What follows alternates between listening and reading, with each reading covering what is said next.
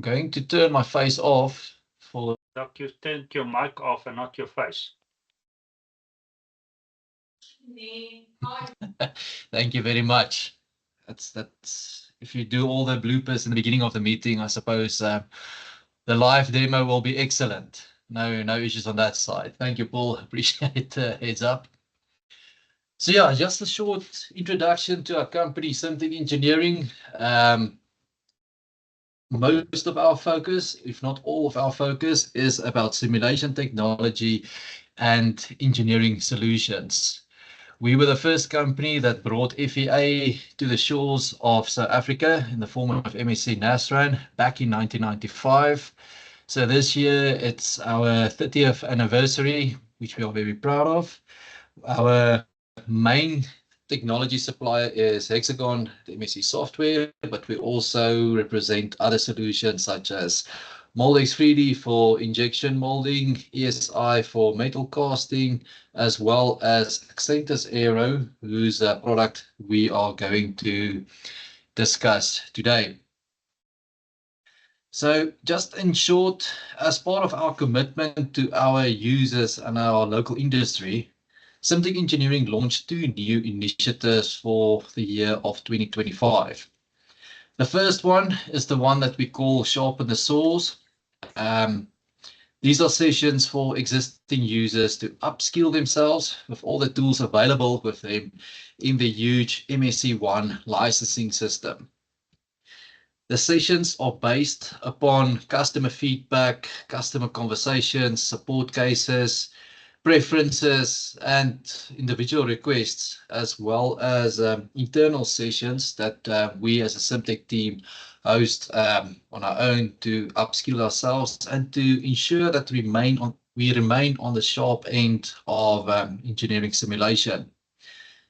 The second initiative is what we call Lunch and Learn, and I'll be honest about it. This is a term that I've adopted or where I've learned from one of my MSc software colleagues all the way in the United States, which is aimed for both existing and new users. It's not as technical or as low level as the Sharpen the Saw sessions, but it's rather a introductory session for all of the CAE products that our users or new users have access to within the MSc1 ecosystem. You guys are welcome to visit our website to see what sessions that we have, and you're welcome to register for that as well. So today's session is on DFC software. I've spoken to a few of you guys about it. Some of you may know about it. Some of the local guys may know about it. And this will be the first public session that will be presented by a third party or by a partner of Accentus Aero. And I will try my utmost best to explain this in the best way I can. So DFC software is a very advanced and a niche solution, making it impossible to explain it in only one session. For that reason, I've scheduled 3 sessions to talk through the 50,000 foot overviews, as well as the low-level nuts and bolts of this product. I've been working with the product myself for a few years on real-life projects, and I will do my best to explain it as pragmatic, and as elementary as possible in my own words and experiences to make sure that I connect with both you guys as resellers of MSc software as well as the users. So this will be a true test for me, both as a salesman and as an end user engineer. Those scenarios are usually the ones that make the matrix explode. I've also included backup for myself for this session. JJ Joubert is the expert and the mastermind and the developer behind the software, who has also practiced as a stress analyst for more than 20 years. I will be introducing him later in the session as well. And for the follow-up sessions, he will also be more involved as we will go a bit deeper and deeper and deeper into the technicalities of the software and how it can be used to aid engineers in their stress processes or procedures. So the idea of these sessions is not to replace existing workflows or to cut across the existing technologies. I do have a lot of respect for all the aerospace engineers and stress engineers out there. But I would like to initiate conversations of how DFC works and how it can be utilized to improve or to complement existing workflows and processes, both within the aerospace industry primarily, but also outside of it, where you have a lot of load cases, where you have a lot of config management and several parts to be analyzed in a short amount of time. Happy, so let's get started. All the admin done. So DFC software. It was developed as a framework to unify all of the industry leading solutions from Hexagon and MEC software. I think it is no secret that many OEMs of the aerospace industry utilizes MEC Nastran, Patran, and lately MEC Apex as a go-to solution for structural analysis, as well as airframe designs. DFC software essentially goes a step further by unifying these solutions to accelerate and automate workflows and stress analysis processes. And by doing this, it aligns and enhances Hexagon's visions for its structural solutions for engineers by building better FEA models and solving it smarter. Now, DFC adds a little bit more value to the result by helping engineers to verify faster what has been built and what has been solved with Apex, Nastran, and Patran. It thus fully utilizes the MEC1 ecosystem to its advantage to speed up the structural analysis workflow for certification readiness. So let's go a bit deeper into that, what I mean. And just a side note, you may hear a bit of repetition and repetition from me as I'm trying my best to explain the platform and this product from various angles. So please bear with me on this. My intention is, like I say, to explain the solution in its simplistic form without neglecting the value of the product. So with that being said, as I said, DFC software uses the MEC1 ecosystem to extract the strong points of each of the structural CAE tools' capabilities. These tools include Apex, Patran, and Nastran. The software fully integrates with MEC Apex via the Python API. So this means that FE models can be set up and defined with the help of DFC software. This includes the assignments of materials, joint data, load cases, load scenarios, and any other data that's relevant to the pre-processing of a structure. DFC can export BDFs, solve it with the help of MEC Nastran, extract elemental, or also known as internal loads, and calculate the relevant structural integrity values for various components, parts, joints, or whatever the structure that's relevant to that analysis. And finally, it can produce reserve factor maps or RF maps and produce standardized stress reports for each part and component. So all of this is done while highlighting the strong points of both Apex, Nastran, and Patran.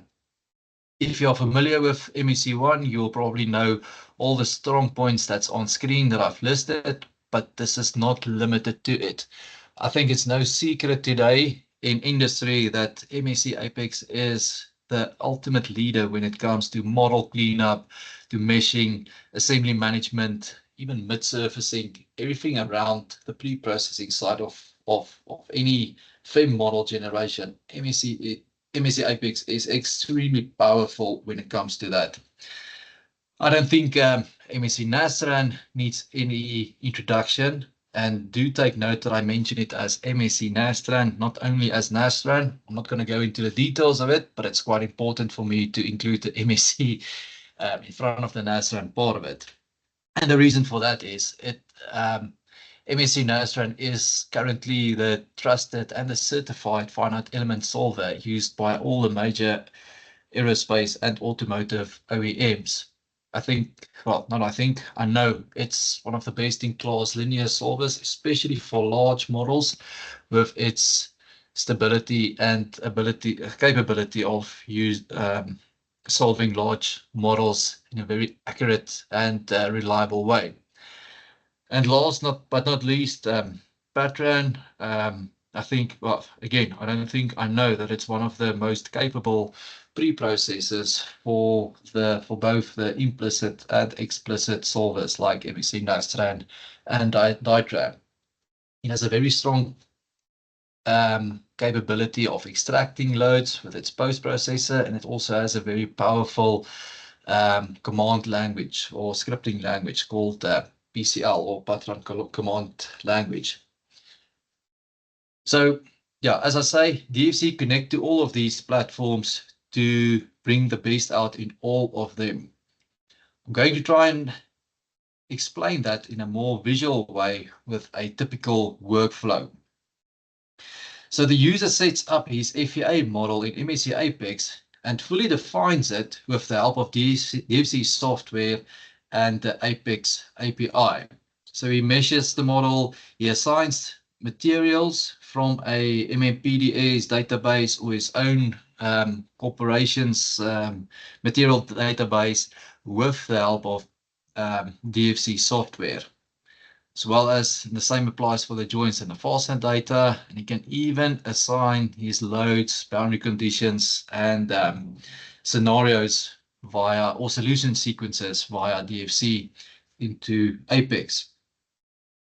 When the model is ready, DFC will then export the model in Nastran's BDF format with the relevant part, load case, scenario information, and solve it with the help of Nastran. Upon completion, DFC software will then extract the loads generated by Nastran with the help of Patran, and from there on the results will be the results will then be processed and it will be compared with the applicable and approved stress methods for that specific structural component or for the whole assembly. It's up to the user to decide. And the reserve factor, or RF, will be calculated. And the relevant RF map, RF summary, and stress report will then be compiled with these data.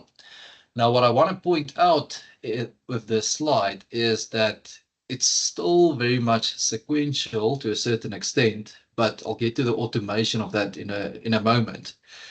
What's important here is, say the user has gone all the way to generate his standardized stress report with the help of DFC, and a design office or a concession has been made on the part that has been analyzed. Let's say a material change or a thickness change or extra fasteners or less fasteners, whatever the case may be. We all know that the first design is never the design. There's never a part called part number _final. We all know that. If there is a change to that part, DFC then goes through this whole process again automatically with very little and minimum inputs from the user itself. So the workflow has already been set up for the user just to initiate the automation once the changes has been made in the Apex or the finite element model. Now, if you ever see this video doesn't play again, but if you've ever wished for a magic stress button, this will probably be as close to it as you will get. Like I said, if your model is fully defined and your steps are correctly set up, you can automate the entire stress process with the help of DFC software. This capability has a huge advantage for both individuals and corporations, as it enables them to fully utilize their MSC1 token systems both within working hours and after hours.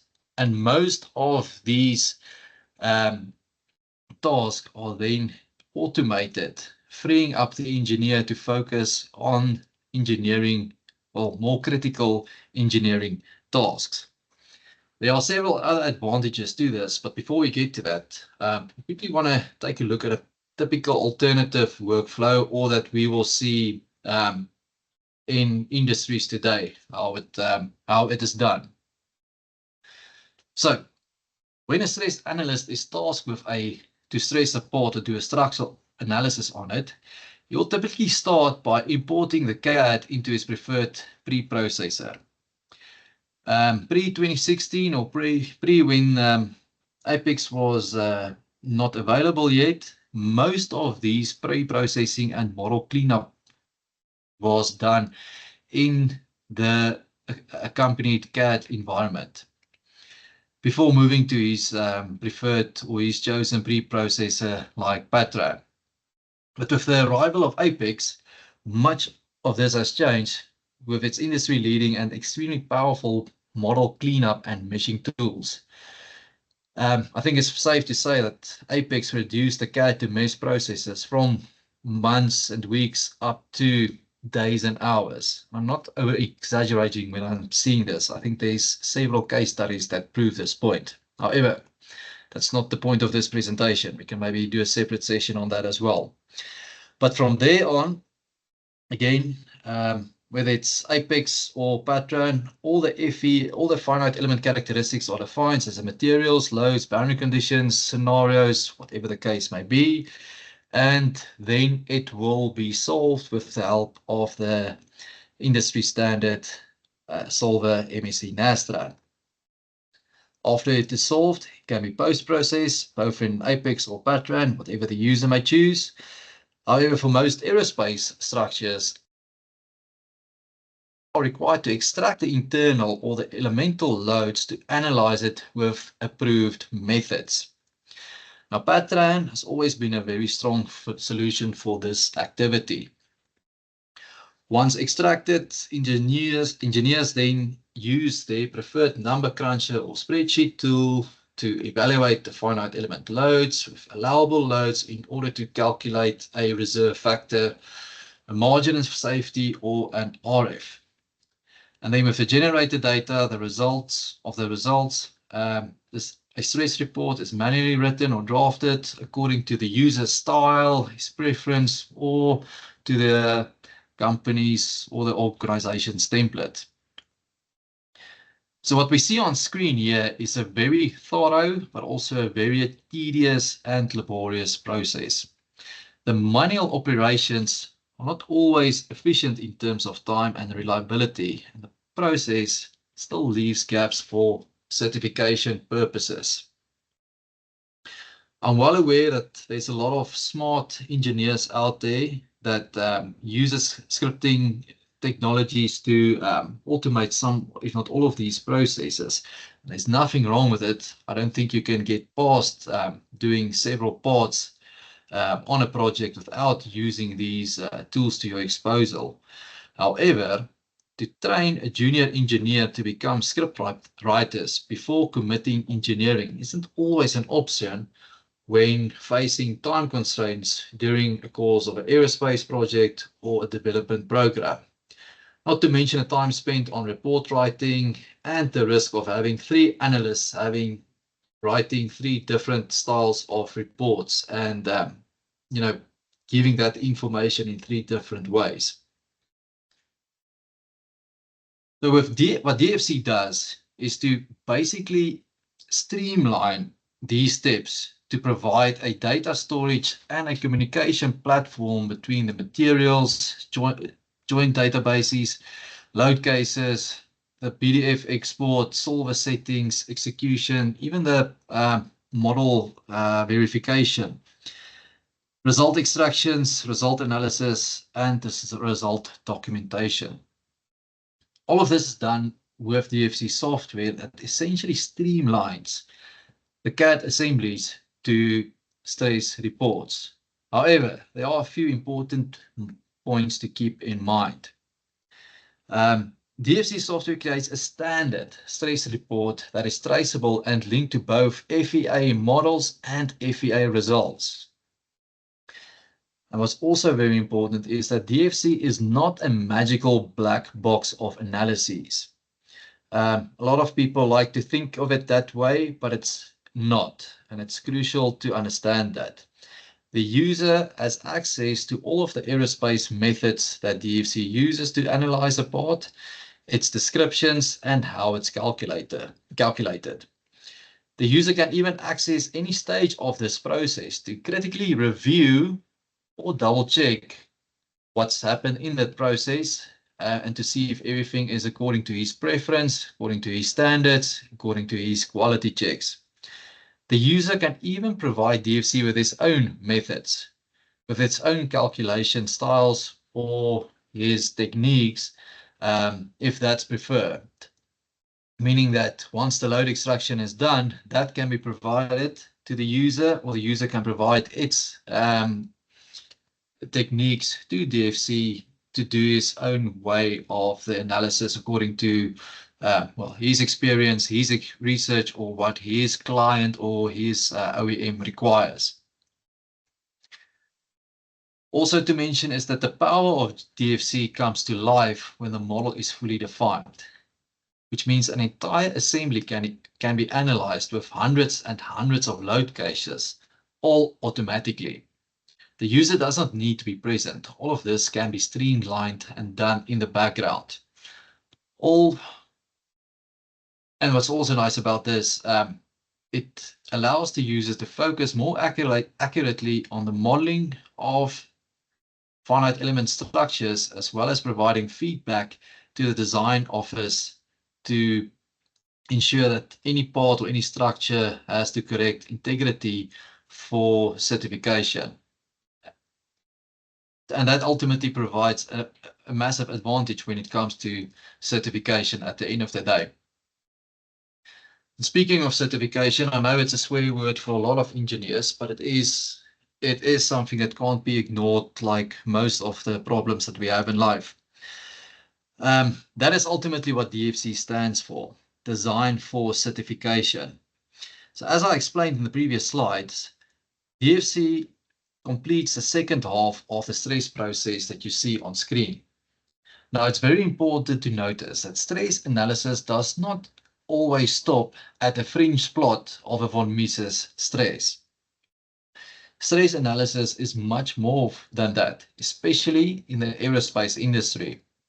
I will elaborate on that in the next slide, but I just want to get this point home that it is crucial to understand that any simulation model provides the engineer with valuable insights that he needs to interpret and analyze to ensure that the structure is both, one, strong enough, and two, stable enough. Meaning that will it break, or will it yield, will it break, will it buckle, will it cripple, or whatever the failure criteria might be for that part or for the client or the industry.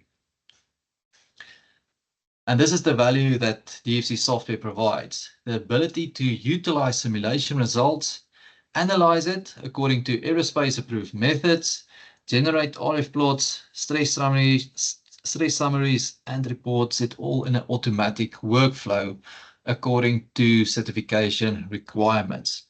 And again, if there are changes in the model, all of this can, if the setup is correctly and fully defined, all of this can then be done in a fully automatic way with minimum inputs from the user and the engineer.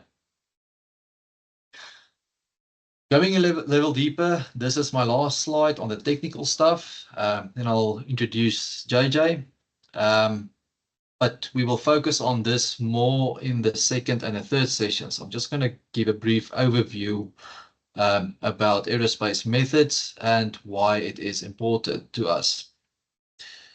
So I don't think I need to explain why we need to do stress analysis. I think it should be pretty obvious and straightforward. However, the how is a much wider and a contentious topic. Any structure or part, component, whatever the case may be, that is structurally analyzed will have a reserved factor. It's also known as a margin of safety, or for everybody outside of the aerospace industry, it is called a safety factor. The value or the relationship indicates whether a component will fail or if it complies to a minimum airworthiness standard or regulation. These standards or regulations are most of the time are determined by civil or military airworthy regulation authorities such as EASA or the FAA. There may be others, and some OEMs even adopted their own ways of doing or looking at these structural analysis and these methods. And these bodies will specify that what is required for a specific airframe, for that type or that class, and it will also provide guidelines for engineering design and analysis. The reserve factor is calculated as a relationship between the allowable load above the line that we see here and the applied load below the line. This ratio needs to be equal or greater than 0, dependent on the OEM, the class of the part, whether it's a limit load or ultimate load case, what the case might be. I chose 1 for this example, but I mean, it can be anything from 1 to 2.5. It depends on the part, the class of the part, the philosophy of the designer, whatever the case may be. The question, however, now develops where and how to get the figures above and below the division line in order to build a safe, light, strong, cost-effective structure that will ultimately fly. And this applies to any engineering design. It's not only applicable for aerospace structures, but it's very much crucial in aerospace structures. For the allowable load, engineers refer to methods developed and compiled by NACA, the predecessor of NASA, and other airframe design manuals and manuscripts. These were written with the help of several experimental testing, material scientists, a lot of statistical analysis that's being done, large-scale research projects, all done before, during, and after the World Wars. And all of this were included in the manuals that design engineers used to analyze most, if not all, of the structures that we see in airframes today. So there's some of you that might be out there that work in the aircraft industry that might be familiar with the books of Bruun and Nui, or I don't know what the correct pronunciation of that is, but it is out there and a lot of the people refer to that. That's for everything above the line, for the allowable load. For the applied loads, designers are guided by the aviation authorities to specify characteristics like the aircraft's envelope, flight conditions, air speeds, maneuvering loads, gusts, control surfaces, and everything that's applicable to that type and class of aircraft. And this is also where design engineers and stress analysts use the simulation results of the FAA model. So ultimately, the results generated by Nastran is used to calculate an RF by comparing the component with a trusted, approved stress method that is recognized by the regulation or the certification body or authorities.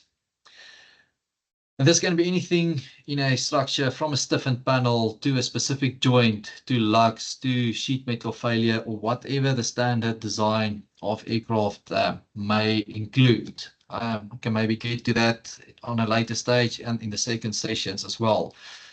But DFC is essentially the software that brings these two worlds together with automation and standardization. So enough of me. I want to introduce you guys to the developer of the software, JJ Joubert. JJ, if your shirt is tucked in and if your hair is neat, I think it will be nice if you can maybe just quickly put on your camera and just introduce yourselves, and just to get the conversation going, I will maybe pop a few questions to throw you under the bus. Okay, thank you, Zach. Hi, everybody. That's me, JJ. So I'm the founder of Synctus Aero. So we started the company in 2022 after I spent most of my career at Aerosat Aviation. So yeah, that's me. Thank you, JJ. I know it's going to be short, so I prepared a few questions just to make sure we get all the information out of you. Not all engineers are very happy to talk about themselves, but I think it's important for us to understand what the history is of yourself and where the origins of DC software comes from. So I'm going to start by asking you where your career started back in the days. So my career started when I joined the South African Air Force in 1991. So at that stage in South Africa, all males need to go to some of the armed forces. So there was still conscription at that stage, and I decided to join the Air Force as part of that commitment that we had to do back in the day. So I was assigned to the C-47 TP DAC project. So that was basically we still had a lot of Dakotas. We still have, but there was a lot of Dakotas that stage, and we modernized them by installing Pratt & Whitney turboprop engines, and we also modernized the avionics. Specifically, I was involved with two variants of the aircraft, the electronic warfare aircraft and a maritime variant of the aircraft. So these aircraft, they require major structural modifications. We had to fit search and radar installations, comet and ELIT sensors, etc., sonar buoy dispensers, etc. And also internally operable workstations and that. So that was my specific involvement with that project. At that stage, we did all by hand. So that means that you had a piece of paper, a calculator, a pencil, and an eraser to fix your calculation mistakes. So all reports were handwritten at that stage. So that's how it started. It's quite interesting. And if I remember correctly, the Dakota is still your favorite aircraft. Of course. Unfortunately, they flew up until the beginning of this year. So that project lasted for more than 20 years. The aircraft were flying, were still operational. But sadly, the beginning of this year, they will be commissioned. Okay. From there on, you joined Aerosuit? Yeah, so then I joined Aerosuit in 1999. So I've been with Aerosuit for 23 years. So mainly when I joined, the main work or product that Aerosuit developed was interior monuments like galleys. So there were like 6 to 10 node cases that needs to be considered there. Okay. And yeah, that's basically where your thought process started of developing tools to help you to automate these processes or to streamline it a bit better. Yeah, well, it actually started in the Air Force. The first time I had to use my eraser to fix a calculation mistake. If there were 50 steps and you find this, you punched the number wrong and you calculate step number 5, you have to redo 45 steps. So that's why I told myself there must be a better way of doing this. So that's why I started to play with Excel. Luckily, at that stage, computers were just introduced. So I was the proud owner of a XT computer with a massive 20 megabyte hard drive. And I could start using Excel to create spreadsheets just to make the calculations easier and more reliable. Okay. And if I may ask, between the stress analysis and the workload on that and the development of tools on a sideline to that, where you are today, what's your favorite, the CIE development or still the stress analysis? Well, it's basically both. I like to automate the things that makes the whole process more efficient. And so that's the CIE part. And then on the stress analysis side, I actually use those methods on actual projects. And that's then to validate the methods and and the code that I've written to make sure everything is good, and then also to measure the performance and evaluate the performance, and then also identify new opportunities on how to more efficiently streamline the whole process. So it's actually both. They're all in my life, they interact with each other. Okay. Yeah, it's quite interesting.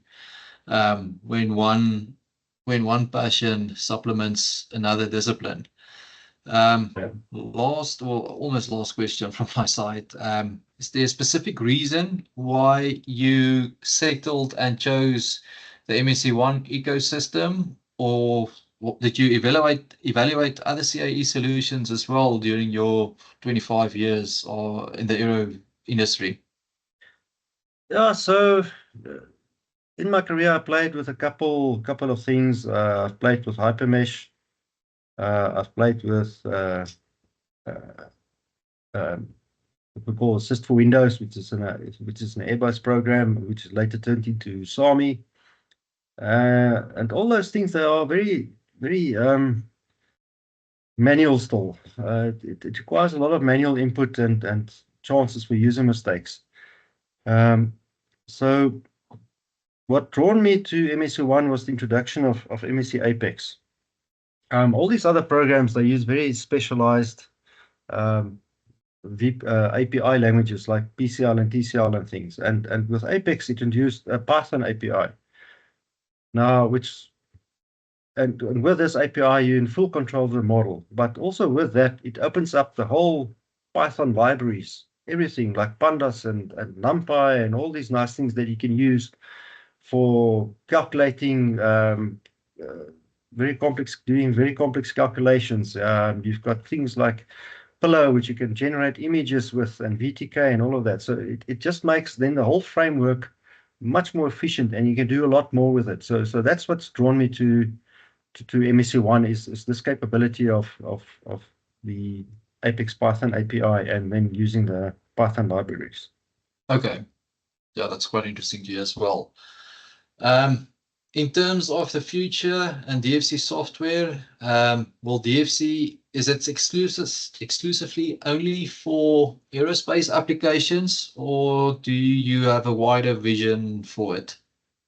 No, so DFC is basically suited for any industry that involves some form of a stress analysis. So you mentioned the word aerospace. So let's have a look at the word aero. So that is covered by DFC today, with mainly the SOL 101, SOL 103, SOL 105 Nastran solutions.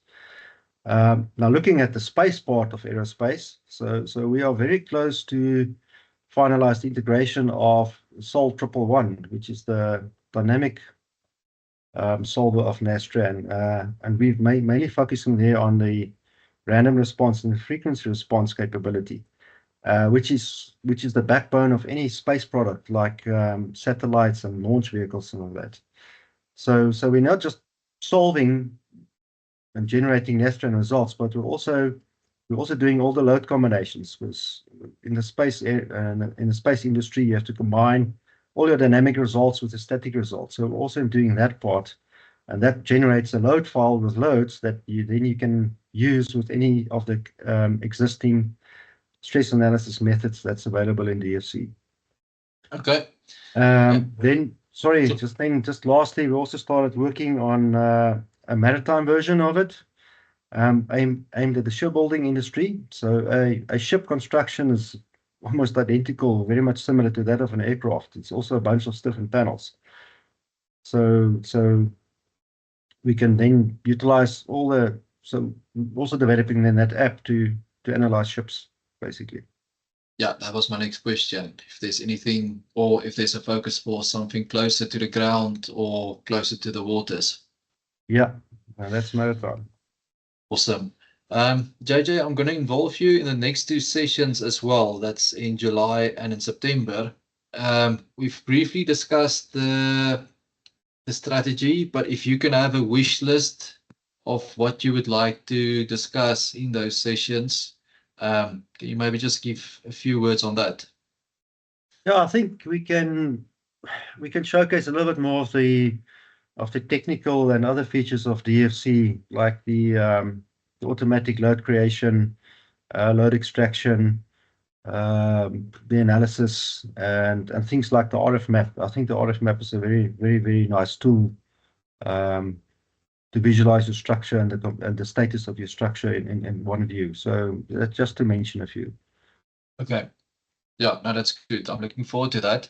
I'm going to keep you on the line. You can turn your camera off if you don't want to be seen anymore. And I'm just going to do a brief introduction / the demo of the interfaces between DFC software and Apex. So like I said in the past, I've used the software on an industry project, but JJ, I still very much rely on your reprimands and your comments. So if I do anything wrong, you're welcome to talk to me or shout at me or whatever the case may be. But yeah, nonetheless, just to confirm, you see my Apex screen. It's all alive and well. Cool stuff. And just in short, I just want to show you what DFC looks like and how it interacts with Apex. So what we're going to do is, or what we have here is a fully defined finite element model. This is, dare I not say, a simple design of a rudder.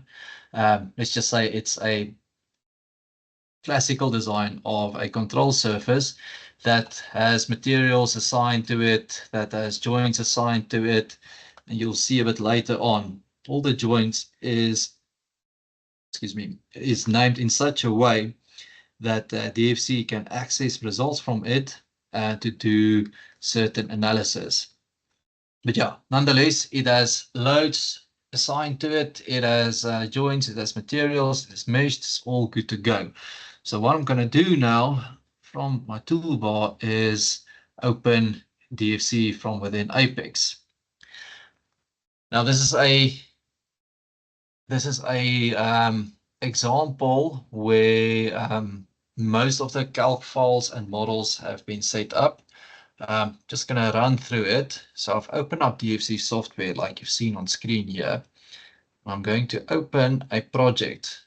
I'm going to default to the stiffened panel method that most of the aerospace guys might be familiar with. But I mean, there's a bunch of other examples that we can go through as well if time allows.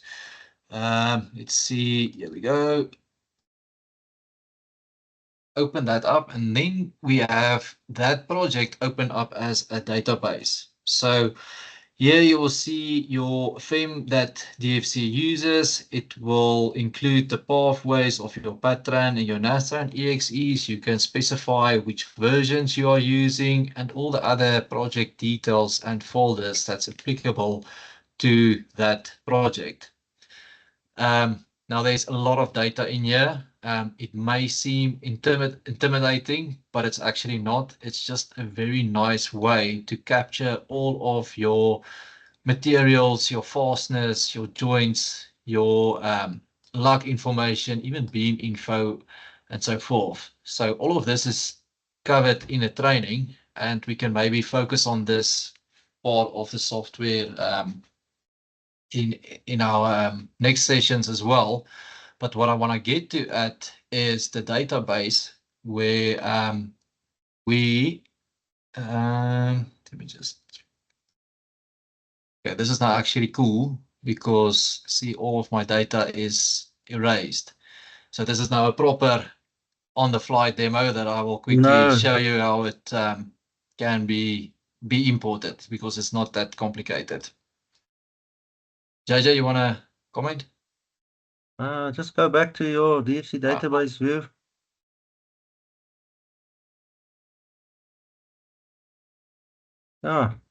Sorry. User mistake. I need to connect to Apex. No. You just got an empty database there.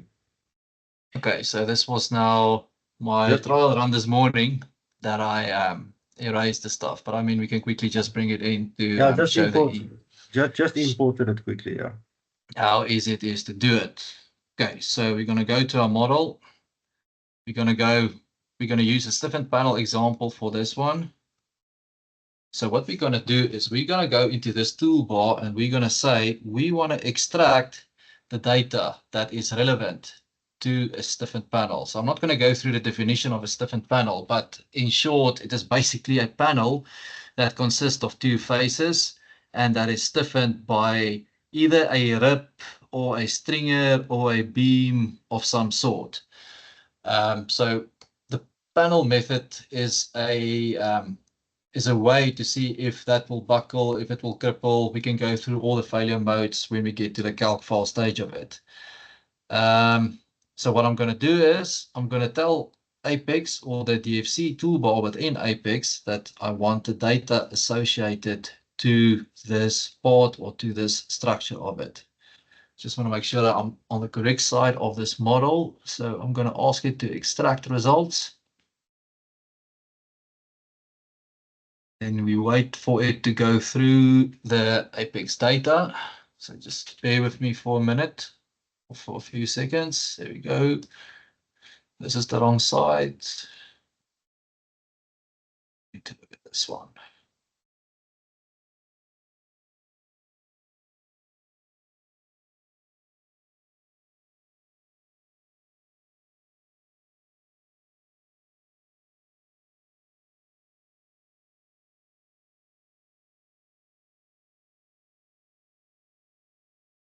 So this model has been, there we go.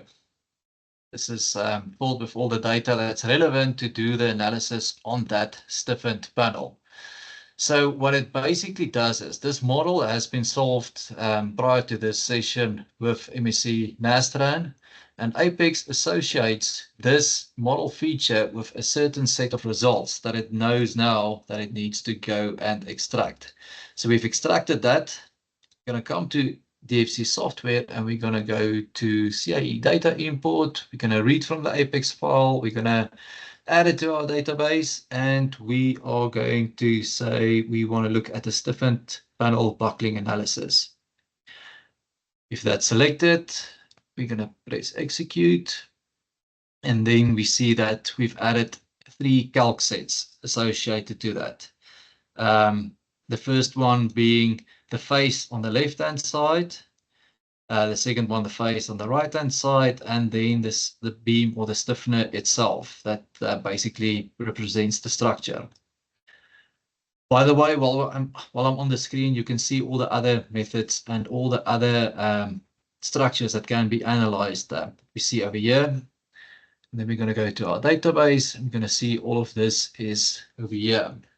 Okay, so maybe confusing now, but just bear with me for this one.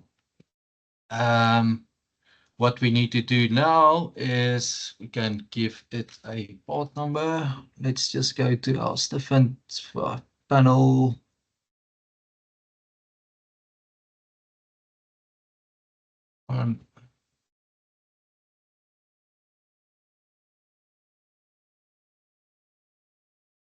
And then I've changed the view within DFC software just to filter out the amount of data that's required to analyze the structure.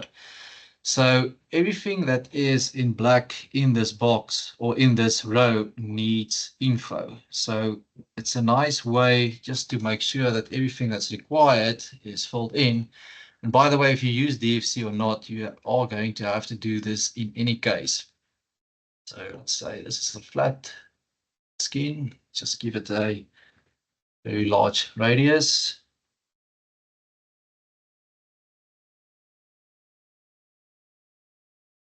And then the last one, which is quite important, is the coordinate system. So I just need to quickly come back here and see which coordinate system we are going to use for this one.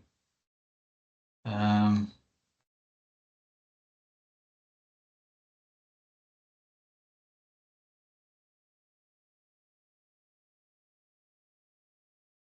think you've just hidden all the coordinates. Just show them. There we go. So I'm going to use the one that aligns its x-axis with the one that's applicable to this. So we're going to use this one. Let's just close this. And we say enter in browser. And this one is 2924. And then we're just going to specify this in DFC. 2924 we set. And we're going to use this .1. Cool stuff. Okay, so that's fully defined. And then what we're going to do is we're going to ask DFC to extract the loads for us. Let's just put everything off so I can do it. Okay, and what we're going to ask DFC is to extract the loads associated with this stiffened panel. I'm going to ask it to create a calc file. I don't need to sync any data at this stage because nothing was changed in the design. And I'm also going to ask it to calculate that calc file for that method for me. If we're happy with that, we can go to the workflow execution. And then, as I said, the Nastran simulation was solved prior to this demo, but just for good practice and make sure everything is good, I can still ask it just to read the FO6 files to make sure that there's no fatals involved with that or anything like that may be the case. So yeah, I'm going to do that. I'm going to ask it to attach and extract the results, and then I'm going to ask it to create a calc file for me, calculate it, and also create an RF summary for me. Okay, let's do that. Yes, it asked me to close all my Excels. Yes, go for it. And then, thank you. And then it will tell me there's no load extraction coordinate system to that.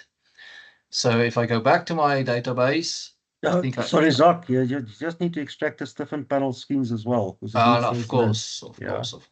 And just assign the same coordinate system to them. To the panels as well, you're right. Okay, I can do that under the panel skins, right? Yeah. Cool stuff.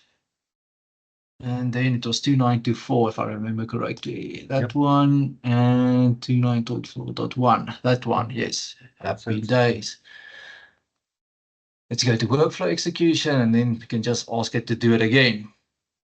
No red lines this time, no fatal errors, and there it goes. Now, bear in mind, this is a single structural component, a single stiffened panel.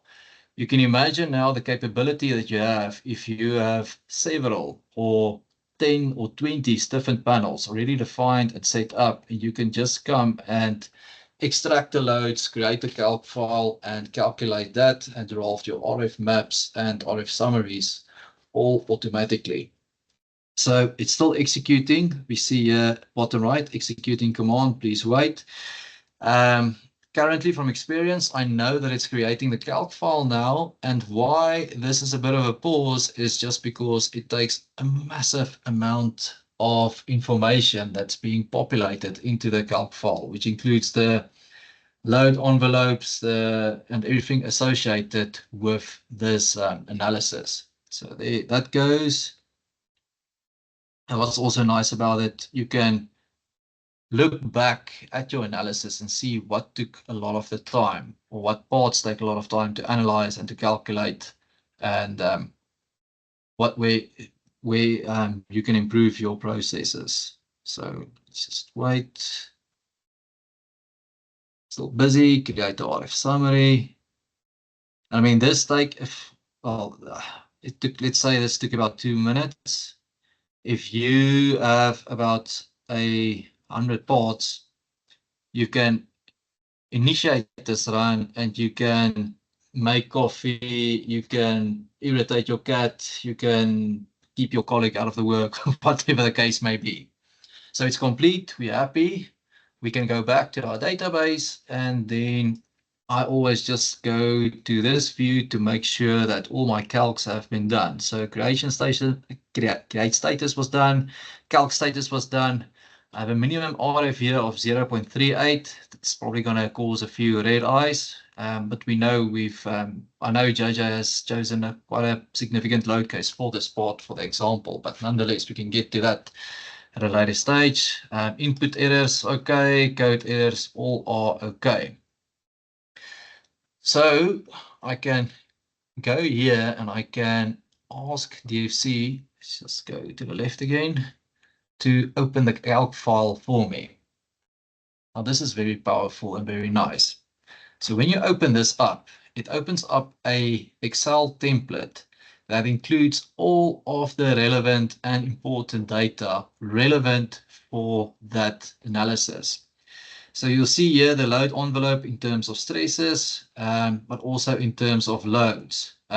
All the axial loads, the shear loads, the moments are included here as summaries. And if you go down, you will also see the relevant material, the relevant fasteners or rivets that's associated to that analysis, references. If you go down a bit more, you have a very nice way of explaining the method that was used for this analysis. In this case, it's a stiffened panel, so you get the definitions for, what stands for what and what value is used for what part of it. And if we go down a bit more, we see the FEM folder, knowing that we are working with the right FEM model. We see other factors like the fitting factor, safety factor, thresholds, and also very powerful, we can see if this is an ultimate load case or a limit load case. If we go down, we see the geometries of the stiffener. In this case, it's an L section. And then at the bottom, we see something that's very, very powerful, which is the RF summary. It gives a minimum RF or a RF for whatever the failure is applicable to this analysis. And what's also very nice about this, it gives you the applied load that DFC extracted from Nastran, and also the allowable load, which is accompanied to this geometry where we extracted this data from, meaning the panel dimensions, the stiffener dimensions, the materials, whatever else the case might be.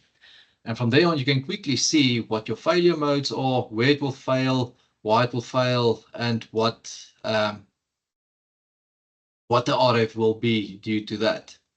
So all of this is very nicely summarized in a calc file in a standard template. So you don't have the risk of somebody putting in too much info while your other colleagues don't put any info in at all. All of this is then basically on a standard way to get all of your documentation ready for a stress dossier to ultimately go to someone or whoever will do your certification. That is that for the calc file.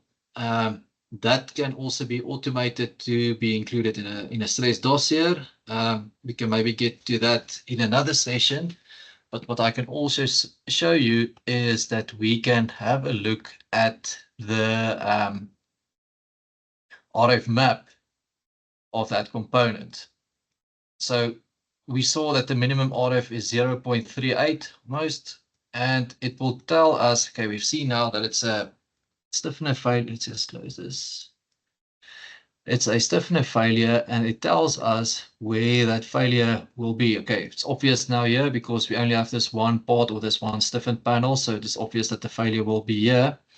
But it's a nice way to see where in your part, where in your design you need to improve. Either change fasteners, change thicknesses, or the dimension of your stiffener or skin. Yeah, we can include images over here as well. Let's maybe go to the full view and we can say component image. Okay, now the only drawback, if I may say it, of this setup is that you do need 2 screens. So the other way of doing it is doing it like this. So don't remember this part of the presentation, but it's just again for for demonstration purposes. Let's just clear that and put this on again. And then we can ask DFC to give us a nice picture of what we are busy with. So let's highlight that and we ask it to take a picture for us. We say yes.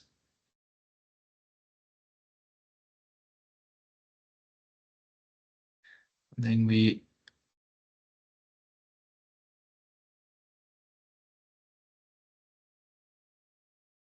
see whatever we are busy with there. So it's basically the skin that we are busy with. We can maybe quickly do it for the others as well.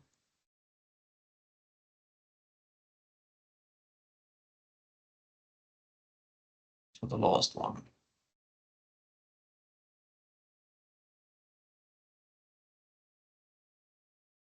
Cool stuff. So now immediately you have a summary of what has been done, what have you done, and also again, let's look at the RF dashboard.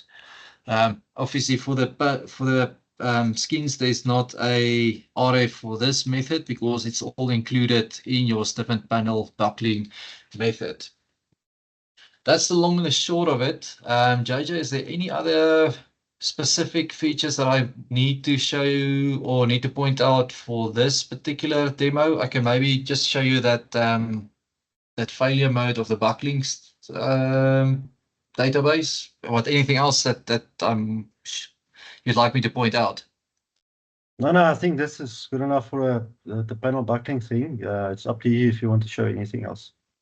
Okay, I'm going to respect our time, but yeah, we can maybe in the next sessions look at other components. We can look at joints, you know, how do you analyze the joints? And I mean, what's nice about a DFC takes into account the fastener and the properties of the fastener, the base material to analyze the shearing, the bearing strength. All of that can be done in an automatic way with DFC. We can look at lugs, we can look at the ribs, we can look at any other standard aerospace component to automate the workflow and to create summaries of that within the database to ultimately create our calc files and our stress reports for that.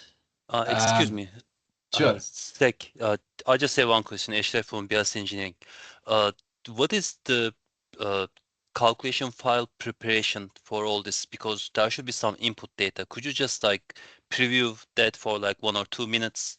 What kind of Excel inputs or what kind of input data we should feed into DFC software?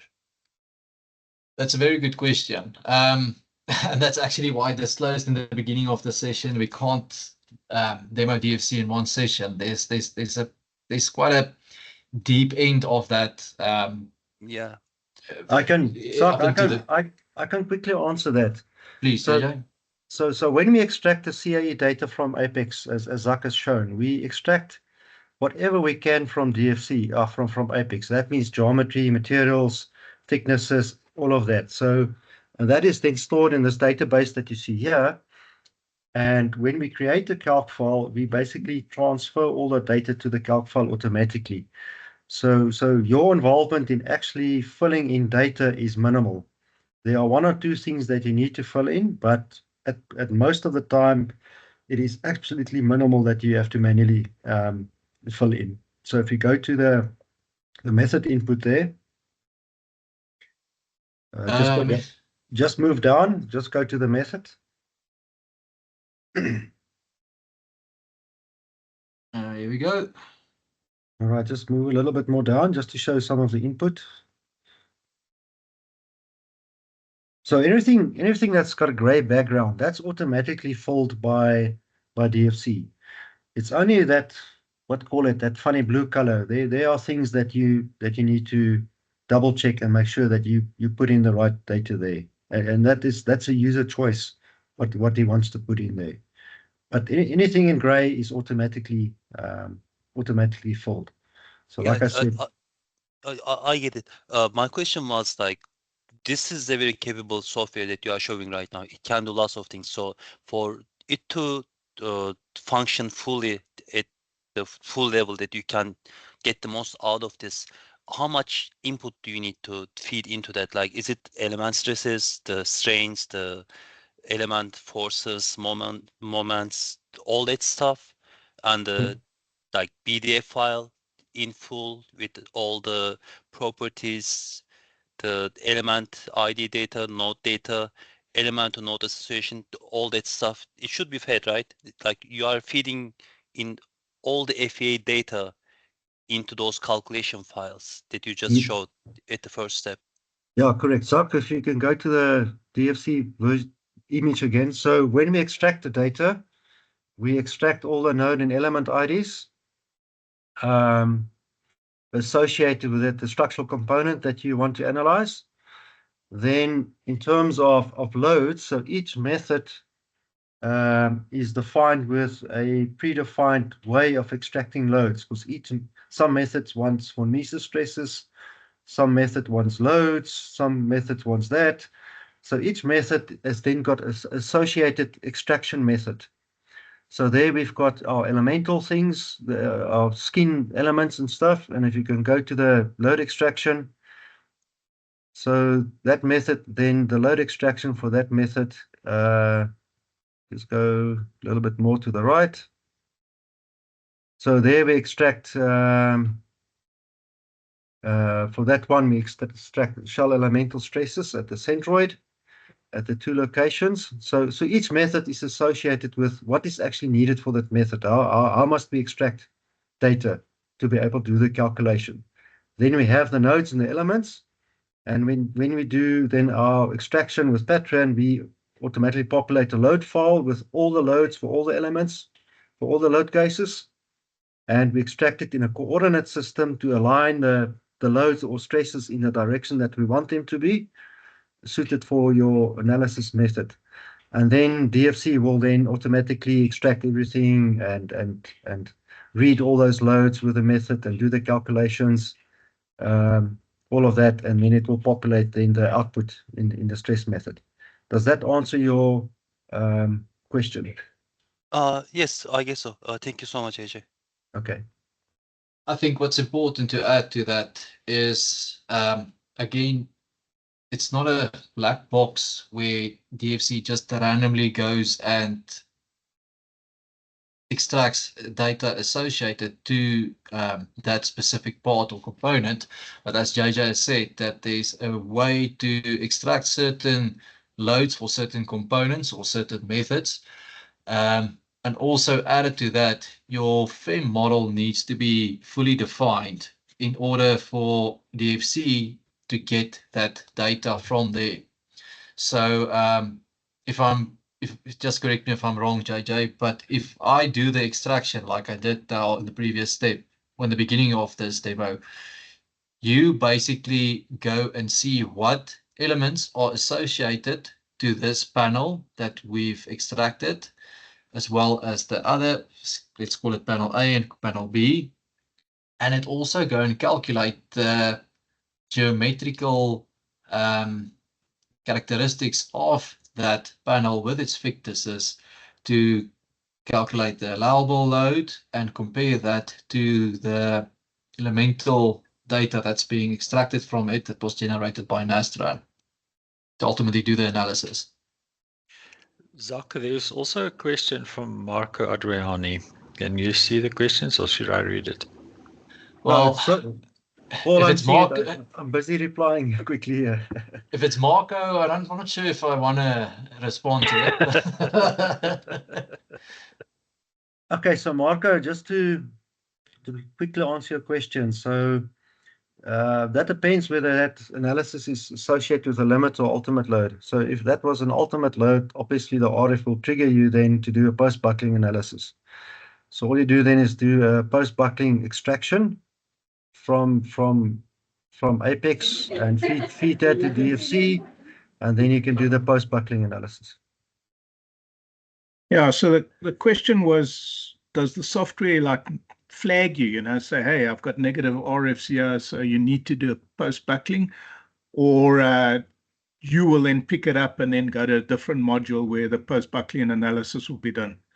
Right, That's so just- that, yeah, so the software does not flag you. You Okay. as the user, you can see, okay, I've got an RF that's less than 1, I need to do something else, and then you take appropriate action.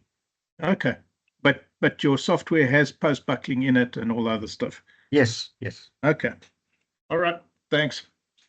Okay, Marco, if I didn't go into my own lunchtime, which is quite dangerous for my own health, I can quickly do a example of that, if you have time.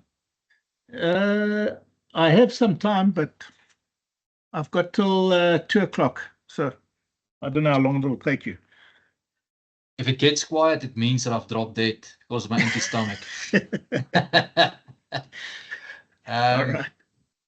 It's JJ, up to you. Otherwise, you can demonstrate it to me some other time. It's no problem. JJ, do you want us to quickly go through that somewhere within this project, or what's your feeling?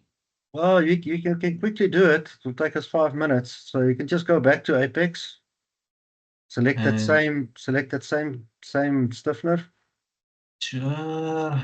So we're gonna extract it. Actually, wait, no, you don't have to. We already created the extraction already. So all we need to do is import a post buckling version. So we can do there, instead of stiffen panel buckling, you go to post buckling. Right. And we So add it. add it, execute. Okay, so it added the post buckling one there. Obviously, we don't import skins again because they're already there. Correct. Database. So there's the stiffened panel one. So we just need to fill in the missing info again.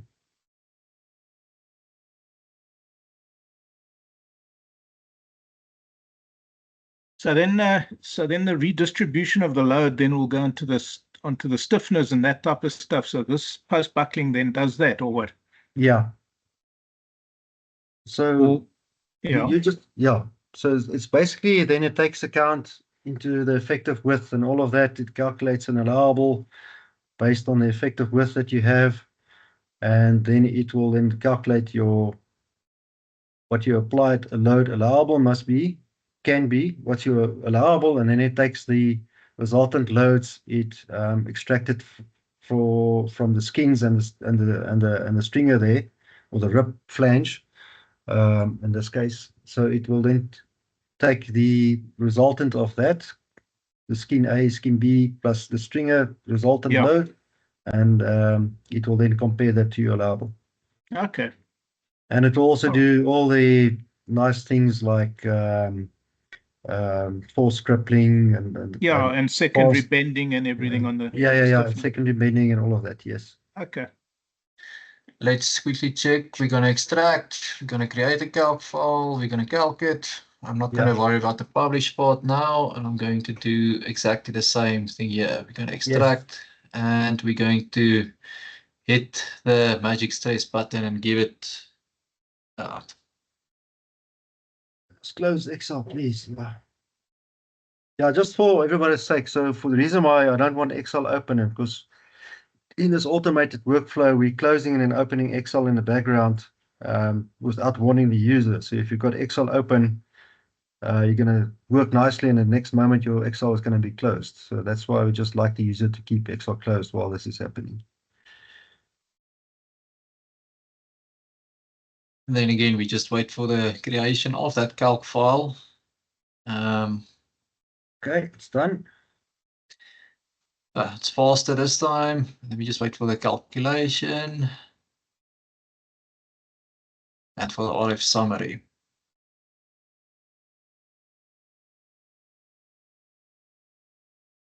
So while we're waiting for this, DFC needs a detailed FEM model, right? Or can No, it take a loads model as well? Yes. It does not. It needs a FEM model. Okay. Doesn't mean that you need to have a fine mesh one or coarse mesh one. It needs FEM data, basically. So you can use any FEM model that's Okay. available. Okay, so what had just happened is not a live demo glitch. I forgot to input some of the data. Just fixed it there. And this is now a nice way of showing it that we've created the files. I'm not going to go through all of that again. So I'm going to switch this off. I'm just going to do the calculation step in the RF summary again and to get rid of this. Just skip the create RF summary one. The calculation has been done. Yep. So you can just open up the calc file. The results will be there. You can do that as well. Just always like to see the blue interface. So executing command, just wait for the calculation. Why did I still miss a parameter? Not sure.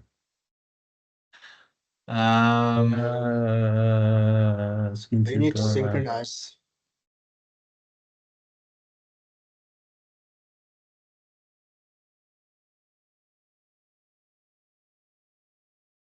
Why do I need to synchronize? I did not change anything. You created the calc file without one of the inputs, I believe. Yeah. It's the cross section. Just open the calc file. We just need to. Oh yes, of course. There's some I did not do input that. data missing. Yeah. That's what happens when you veer off track, when someone asks you something outside of your script. Thank you, Marco. But let's fix it. Through demo, At least you've always earned your needs to- salary today. Yeah, through demos, you should always include these these landmines. Okay, so there it's but anyway, there you can see the result if you just go to the RF summary. So there's the post buckling results for the same Okay. panel. Yep, correct. So again, the applied loads that's coming from the FEM data or from Nastran, and the allowable loads that's being calculated by DFC. All right, thank you. Any other questions? Obviously, you're not. Yeah, you're not going to include this in your official documentation to the DER. I have a quick one last question. It's a Sure. quick one, either. Is there panel diagonal tension analysis for these all buckling kinds of calculation? Panel So diagonal tension. Yes. This includes just scroll up a bit. So that's the interaction equations that we create. So they are both pure compression and diagonal tension included. Both Oh, for the nice. buckling calc and for the force crippling calc, the failure calc. Thank you. Okay. Cool. Yeah, I think it will probably be good in the next session if we can. Let me just pull this slide up. We can go maybe through all the methods that's currently available within DFC software. JJ, as I understood from you, this list grows as long as your time is available. But I mean, all of the methods that you see on screen, you currently have access to with DFC software. That's correct. Yeah. So we continually adding method as clients require them. Then we add methods. But you can basically do 90% of everything with these that are shown there. JJ? Yes, JJ? Marco? It's Marco again. Have you got a module for buckling of panels without flanges? So lightning holes with non-flange lightning holes. Non-flange lightning holes. No, that's one of the ones I want to add, and I know why you're asking. I know why you're asking. Exactly. So I know what. So I have a method. I've got a method as well. So maybe I just need to code it. I just need to code it. We can chat about it. Okay. Yeah, I just need to code it. All I've also got a way of actually creating the buckling curves for any funny geometry. So I've developed a method to validate my method of extracting data and to do the buckling calc with theoretical calcs. to actually from the FEM extract the buckling constants. So that works very nicely. So we can apply that same thing to actually create buckling constants for any funny geometry with flange holes without flanges and things like that. Yeah. So Okay, great. there are ways of doing that. Yeah. Yeah, because you know what I'm getting Yeah. at. Yeah. Yes, I know. All right. Awesome stuff. From the guys at Bias, any other questions? You guys are welcome. I have just one idea for the next meeting webinar that you will present on this later. You showed lots of methods there in Excel files. Could there be like a demo in the next webinar where you add like a new calculation methodology into DFC software so we see how it is flexible to be able to adjust the methodology there? Just like it would be a good thing to show to feature possible customers too, in some sense. Does that make sense? Yeah. Sh- Makes sense. Sure. Is it okay if it's existing aerospace methods, or do you want something specifically new or specifically used by a user on your side? I mean, it's just like something just to demonstrate how a new methodology is added. For example, tear out analysis for the joints, for example. It might not be there right now. So you could just like demonstrate how to add a tear out analysis for joint areas into that, just as a demonstration. So future possible customers, users may realize how they can easily implement the methodology in the DFC software itself and just like add more things into it, if it is a capability that it has. Yes, definitely we can show that. Okay, no, that would help a lot of industry people, I think. Okay. Yes, We for can do. sure. Yeah, if there's any other inputs or things that we might cover, please send a mail to me or to JJ. You're also welcome to connect with us on LinkedIn. You guys should have my email address as well as JJ's. But I think that will be a nice demo as well, JJ. Okay, this session was not supposed to be doing it all from scratch that I've done now. But I think it's a nice way also to see the workflows and to see where you actually start and where you end up, and if there's a bit of customization required from the user, from the client, or from the OEM, that can also be implemented into this workflow. Cool. If there's no other questions, like I say, you guys are welcome to reach out to me in any case. But yeah, enjoy your Friday and enjoy the weekend.